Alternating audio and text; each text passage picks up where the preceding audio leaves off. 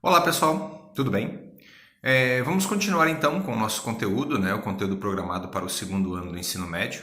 Lembrando que nós estamos seguindo o nosso processo metodológico, ou seja, estamos seguindo aquilo que foi proposto para vocês em sala de aula, né? O segundo conteúdo para o segundo trimestre é sobre política, economia e marketing no esporte, que nós já iniciamos na videoaula anterior. Ok?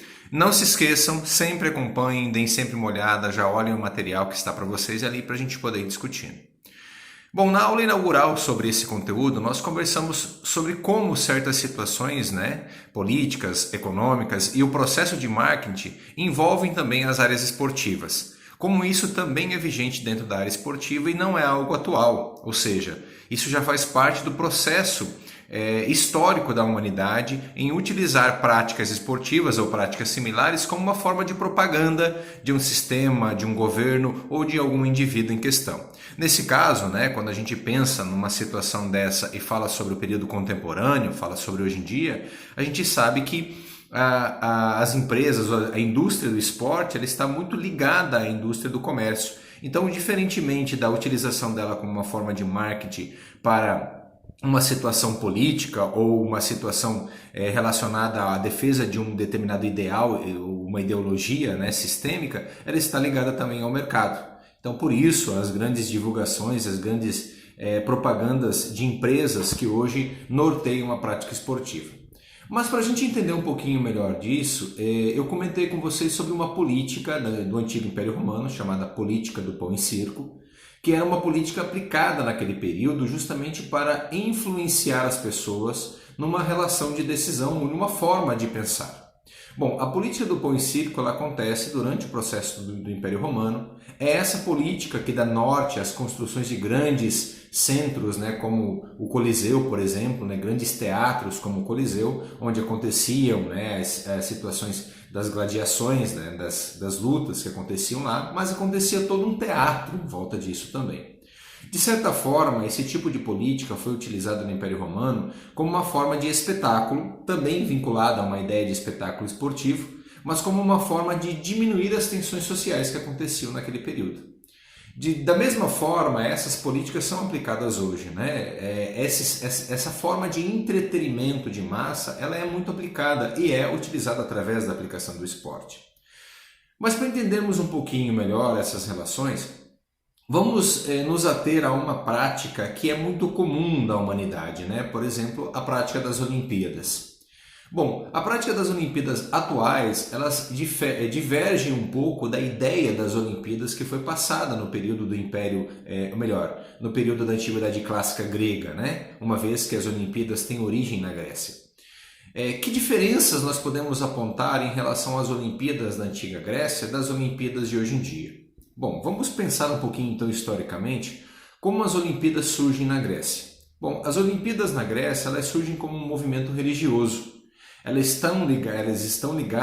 práticas estão ligadas basicamente a um movimento de adoração às divindades gregas. Tanto que a palavra Olimpíada vem do termo Monte Olimpo, ou do Olimpo. O Olimpo, na verdade, era uma região, uma espécie de estrutura, uma montanha, um monte, onde, segundo a mitologia grega, os deuses moravam. Então, aos pés do Monte Olimpo, as pessoas realizavam, na cidade de Olímpia, as Olimpíadas. As Olimpíadas tinham uma finalidade muito importante nesse período. Primeiro, elas geravam uma certa harmonia e paz entre os povos que falavam a língua grega, uma vez que eles viviam numa situação de guerra também, Eles não se gostavam muito, espartanos, atenienses, Eles não se curtiam muito assim. Então, era uma forma de minimizar as tensões que já aconteciam nessas civilizações. De outra forma, também aproximava o povo da língua grega, ou seja, unificava esse povo que falava a língua grega. Então, além de uma situação religiosa que era extremamente forte, uma forma de adoração às divindades gregas, a ideia de se manter essa cultura, de se manter essa prática, também era de certa forma política, que aproximava essas pessoas e minimizava as diferenças socioculturais que eles tinham entre eles. Uma outra coisa importante em relação à questão das Olimpíadas na Antiguidade Clássica é que as práticas das Olimpíadas da Antiguidade Clássica estavam muito ligadas às práticas da guerra. como o arremesso da lança, o arremesso do disco, né, que era o arremesso do escudo de batalha, o arremesso do martelo, que era o martelo de batalha, né, o arremesso do peso, que era o arremesso de pedras, que era comum acontecer durante as batalhas, né, arremessar pedras, ou seja, utilizar utensílios que se tinha na mão ali. Né, salto em distância, salto em altura, essas práticas estavam muito ligadas às práticas da guerra desse período. Então essas práticas eram aplicadas de uma forma com que a população que falava a língua grega, que tinha interesses em comuns, que tinha uma religião em comum, ela pudesse se manter unificada se acontecesse a invasão ou a tentativa de invasão de outras civilizações aos seus povos. Era uma forma também de trocar experiências de batalhas, entende? Essas características que acontecem, por exemplo, nas Olimpíadas da Antiguidade Clássica, elas mudam um pouco a sua roupagem nas Olimpíadas modernas. Outro detalhe importante quando a gente pensa nas Olimpíadas da Antiguidade Clássica, ou seja, das Olimpíadas gregas, é que essas Olimpíadas elas tinham o poder de parar com as guerras. Guerras que estavam acontecendo, principalmente as guerras internas que aconteciam entre esses povos, eram cessadas, ou seja, acontecia um armistício dessas guerras para acontecer as Olimpíadas. Muito diferente das características das Olimpíadas modernas, né? Onde na verdade as Olimpíadas cessavam para que as guerras acontecessem. Exemplo disso, né? Nós tivemos lá a Primeira Guerra Mundial, a Segunda Guerra Mundial, onde as Olimpíadas praticamente acabaram por decorrência das guerras, né? Uma forma então de também propagar a paz entre as civilizações, entre os povos, era justamente promover as Olimpíadas, algo característico das Olimpíadas da Antiguidade Clássica. Bom, algo importante quando a gente pensa nas Olimpíadas é pensar-se assim, que as Olimpíadas tiveram sim uma parada brusca da Antiguidade Clássica, elas não aconteceram de forma ininterrupta, né? Elas pararam uma vez que praticamente toda a civilização foi conquistada pelo Império Romano.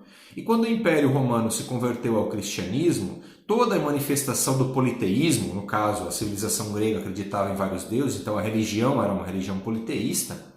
Quando a civilização romana passou a se tornar cristã, ou seja, se converteu ao cristianismo, toda e qualquer manifestação do politeísmo desapareceu. Com isso, as Olimpíadas também desapareceram.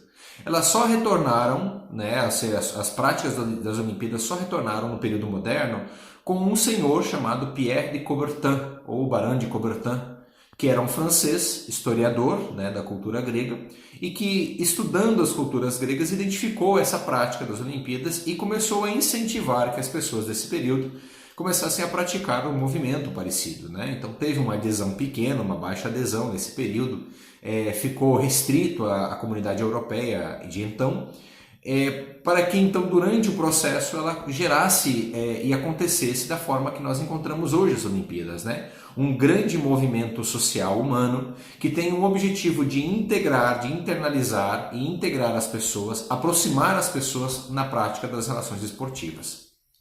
Além dessas questões, nós podemos notar uma característica fundamental das Olimpíadas modernas.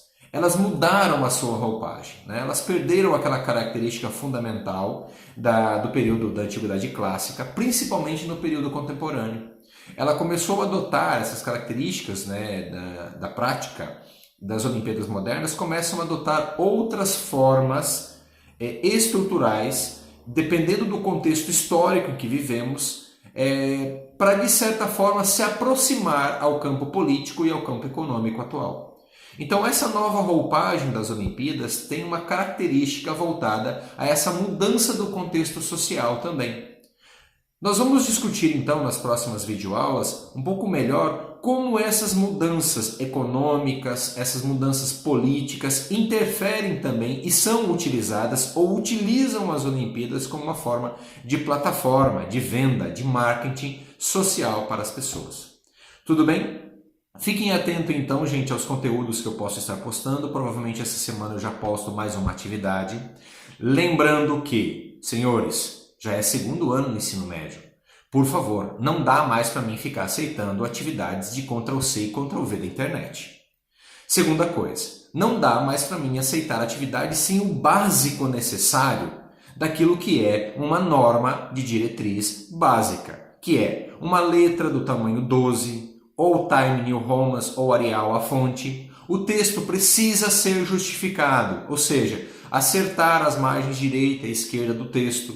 Lá no Word, quando vocês digitam no Word, vocês vão ver lá centralizado, margem à direita, margem à esquerda e justificado. É esse ícone que vocês vão apertar para justificar o texto, ok?